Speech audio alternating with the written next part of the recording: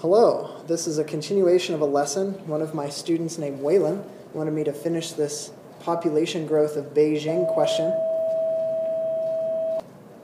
So this is for him. Beijing, the question is, when will it surpass 50 million people? Currently, well, at least in 2011, it has 20.2.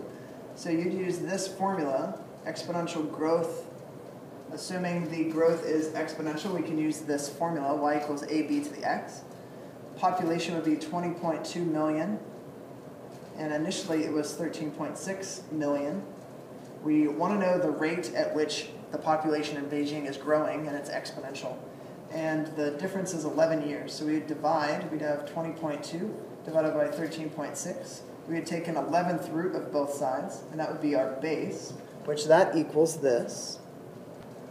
1.0366. In our previous example, El Cajon, Southern California town, its rate of growth was 0.0043, so that would be 0.43% growth. Beijing, over the last 11 years, its growth rate is 3.66%. So now we can answer the question, when will Beijing have 50 million people? We use 50, not 50 million, since they're already all in terms of millions. 50 equals 13.6.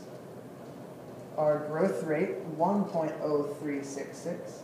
And we're solving for x, which is number of years it will take to reach 50 million. So if we divide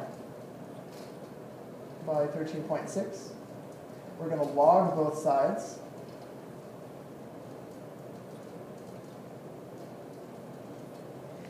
And then we'll divide both sides, so you have x equals, that would be log 50 divided by 13.6, log 1.0366, and that will give us the number of years until Beijing gets 50 million people, which is this.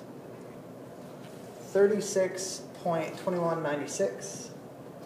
36.2196. So we would say in about 36 years.